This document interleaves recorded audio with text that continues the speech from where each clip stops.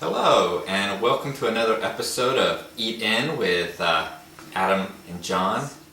So, the first thing you do when you want to make biscuits is preheat the oven. In this case, we want to set it for 475 degrees on bake. And we'll just let that go as we continue on. Next, probably the most fundamental ingredient to biscuits is flour. So my recipe calls for 2 cups of flour. So I'm going to use 1 cup of regular flour and 1 cup of whole wheat flour. I always like to try to incorporate whole wheat flours into my recipe because it provides more nutrients, it has additional fiber, it's just, really good for you.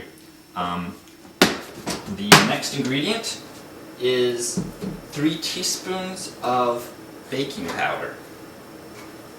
So here's some baking powder. Of course, baking powder is required in order to actually get the biscuits to rise. The next ingredient is some salt. The main purpose of the salt is to just give a little contrasting flavor. You could get away with not putting any salt in if you want. It's not fundamental to the recipe, but I usually put it in when it's called for. So that's 1 teaspoon of salt. And then I mix up the dry ingredients so they get all thoroughly mixed together. So I don't have like one spot that's heavy on salt and another spot that's heavy on baking powder. Next is 1/3 cup of butter or vegetable or shortening. Basically, I use Smart Balance. You can use pretty much anything you want as long as it's a solid entity that has lots of fat in it. So, let me just add it into the dry ingredients there.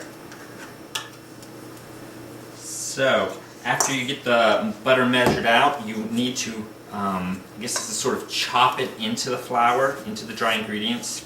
Obviously, it won't mix like, so you can't use a spoon or a blender, but it will just sort of chop in. It's sort of to get the butter all thoroughly chopped into little bitty pieces that'll mix thoroughly throughout the flour. The final ingredient is milk. I use soy milk. You can use any kind of milk you want at all.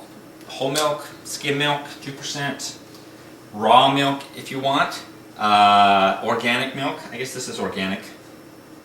And then after that you do the mixing again. This should get thick pretty quick because, we're not looking for a batter like for pancakes. We're looking for a dough, something you can really get your fingers into. So to try to just get the last bit of flour in there, I'm just going to pat it in, folding it over and over. So again, using a clean surface, I know this is clean because I cleaned it myself, you just spread out a little bit of the flour. This is to keep the dough from sticking to your surface that you're rolling out on. You can fold it over more if you want. I recommend not doing too much of the kneading and folding of the dough because it'll start to make it really condensed and toughen it up a little bit. So I usually go for the minimum amount possible, and since I'm eating it, I'm not too worried about it looking a little weird. So once you got your dough in a nice lump, you want to spread it out. And I don't have a rolling pin, so I just use a cup. So then after I've rolled the dough out, I just use that same cup to punch in some biscuits. Now if you have like cookie cutters, you could probably use that. Get all kinds of creative shapes if you want. And then I can just fold these out. You could probably do a more crude version where you don't cut them out, but you make little balls and then pat those down. That'd be fine too. It's just whatever you want. I usually like to do this way, just because I have the cup and it's already getting dirty, so I might as well use it.